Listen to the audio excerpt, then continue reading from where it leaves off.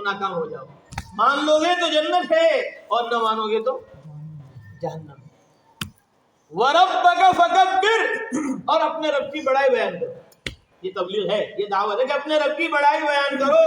لوگ کہہ رہے ہیں آسمان بڑا ہے, لوگ کہہ رہے ہیں زمین بڑی ہے, لوگ کہہ رہے ہیں خجناور بڑا ہے, مظفر آباد بڑا ہے, سہارنپور بڑا ضلع ہے, یو پی بڑا صوبہ ہے, ہندوستان بڑا ملک ہے, وزیر اعظم بڑے ہیں, ڈاکٹر انجینئر وکیل جج بڑے ہیں, کہ نہیں یہ سب چھوٹے ہیں. وَرَبَّكَ فَكَبِّرْ, اپنے رب کی بڑائی بیان کرو. آسمان زمین اس کے درمیان جتنا جو کچھ ہے وہ سب چھوٹا ہے. اللہ اکبر من کل شیء, اللہ اکبر من کل شیء, اللہ ہر چیز سے بڑے. یہ سب سے پہلا کام ہے کہ اللہ کی بڑائی بیان کرو, اللہ کی کبریائی بیان کرو.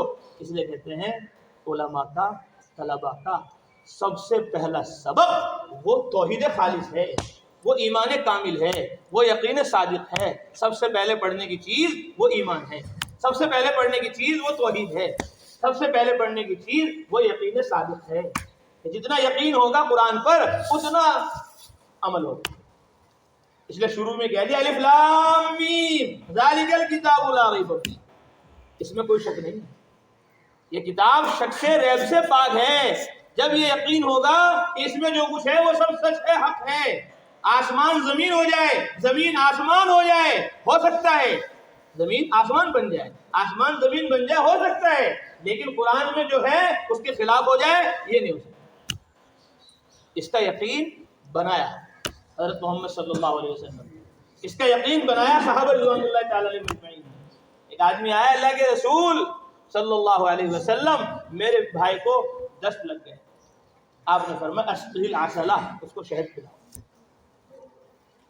وہ گیا اور اس نے جا کے شہد پلایا, اور دست بجائے رکنے کے اور بڑھ گئے. حضرت اور بڑھ گئے دست کو. آپ نے فرمایا اسقہ العسلہ, جاؤ اس کو شہد پلاؤ. وہ بیماری ختم کرنے کے لیے علاج پوچھ رہے ہیں اور آپ علاج بتا رہے ہیں, بیماری اور بڑھ رہی. نظر کہہ رہی ہے جتنا شہد جا رہا ہے اندر اتنی بیماری آ رہی ہے باہر. نظر یہ کہہ رہی ہے نقصان ہو رہا ہے, اور خبر یہ کہہ رہی ہے کہ شفا ہوگی. خبر یہ کہہ رہی ہے صحت ہوگی. خبر یہ کہہ رہی ہے بیماری دور ہوگی, اور نظر یہ کہہ رہی ہے بیماری کیا ہو رہی ہے, بڑھ رہی ہے. اب امتحان ہے کہ نظر پر یقین ہے یا خبر پر یقین ہے. اس نے فرمایا کہ نظر کو جھٹلا دو اور خبر کو یقینی مانو. وہ تو ماننے والے تھے, انہوں نے جا کر پھر شہد پلایا اور بڑھ گیا. اللہ کے نبی اور بڑھ رہے. آپ نے فرمایا صدق اللہ وکذب بطن اخیک, صدق اللہ, اللہ نے سچ کہا اور تیرے بھائی کا پیٹ جھوٹ بول رہا ہے. اللہ سچ کہہ رہے ہیں قرآن میں فیہ شفاء للناس, شہد میں لوگوں کے لیے شفا ہے, اور تیرے بھائی کا پیٹ یہ کہہ رہا ہے کہ بیماری بڑھ رہی ہے. فرمایا تیرے بھائی کا پیٹ جھوٹا ہے اور اللہ کا کلام سچا ہے. اسقہ العسلہ, شہد پلا. وہ گیا اور شہد پلایا, بیماری ختم ہو گئی. بیماری کیا ہو گئی, ختم ہو گئی. کہ یقین کے راستے سے ہی مسئلہ حل ہوگا.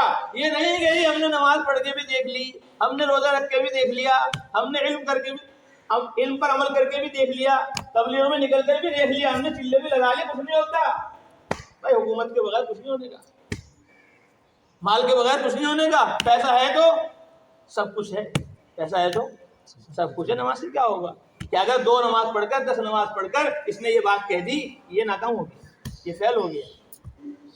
اس لیے یقین ہونا چاہیے اللہ پر, یقین ہونا چاہیے اللہ کی کتاب پر, یقین ہونا چاہیے اللہ کے نبی حضرت محمد صلی اللہ علیہ وسلم کے فرمان, اس کی حدیث پر. یہ تبلیغ کا, دعوت کا اور اس نقل و حرکت کا, چلت پھرت کا مقصد اول, مقصد اصلی ہے.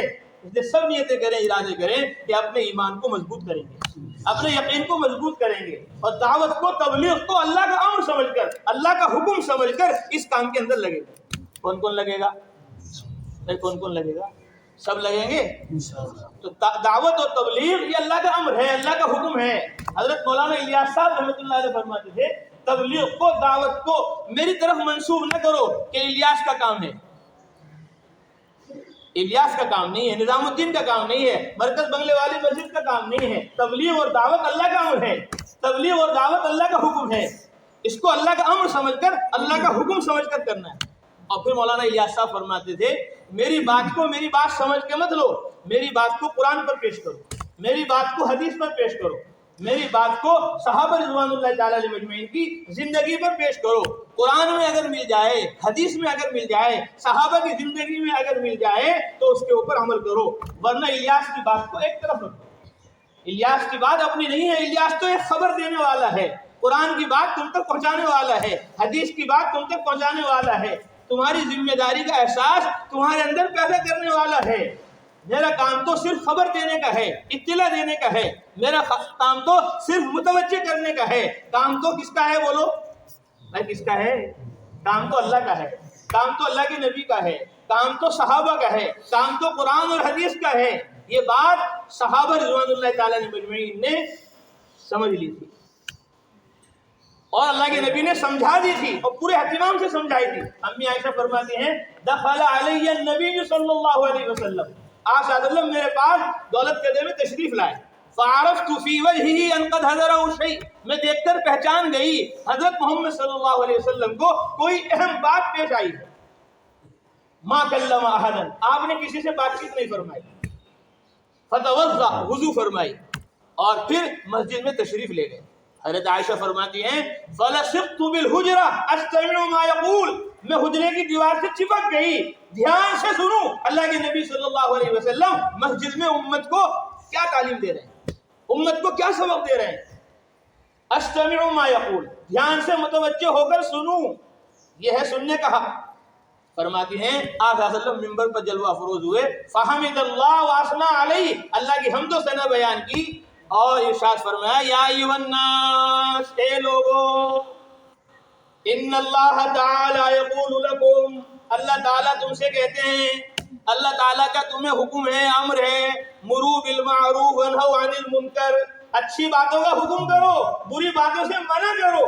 قبل ان تدعوا فلا اجیب لکم، قبل اس کے کہ تم دعائیں مانگو اور میں تمہاری دعائیں قبول نہ کروں.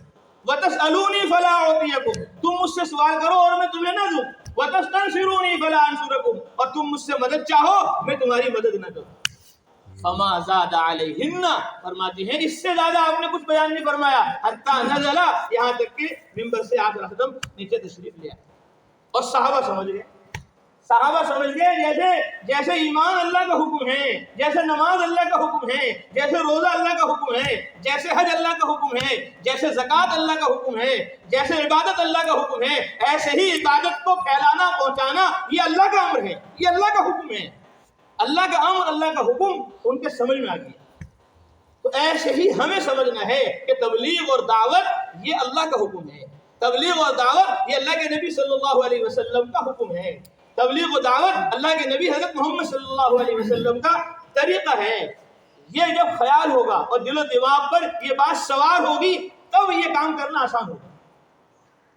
سارے صحابہ اس بات کو سمجھ گئے تھے کہ ہم اللہ کی طرف سے بھیجے ہوئے ہیں، ہم سب اللہ کی طرف سے بھیجے ہوئے ہیں اور ہم نے اپنے آپ کو اللہ کی طرف سے بھیجا ہوا نہیں سمجھا. صحابہ سمجھ گئے. ربیعہ بن عامر رضی اللہ تعالیٰ عنہ جب گئے رستم کے دربار میں اور اس نے پوچھا ما جاء بکم، تمہیں یہاں ہمارے ملک میں کیا چیز لے کر آئے، تم یہاں کیوں آئے ہو، تم یہاں کیوں آئے ہو؟ تو انہوں نے صاف فرمایا کہ ہم آئے نہیں، اللہ تعالیٰ، اللہ نے ہمیں بھیجا ہے. کس نے بھیجا ہے بولو؟ اللہ جیسے نبیوں کو بھیجتا تھا، رسولوں کو بھیجتا تھا، پیغمبروں کو بھیجتا تھا، ایسے اب اللہ نے ہمیں بھیجا ہے.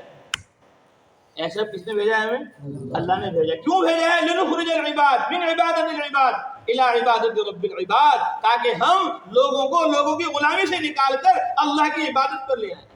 ومن جور الادیان الى عدل الاسلام، اور باطل دین کے ظلم سے نکال کر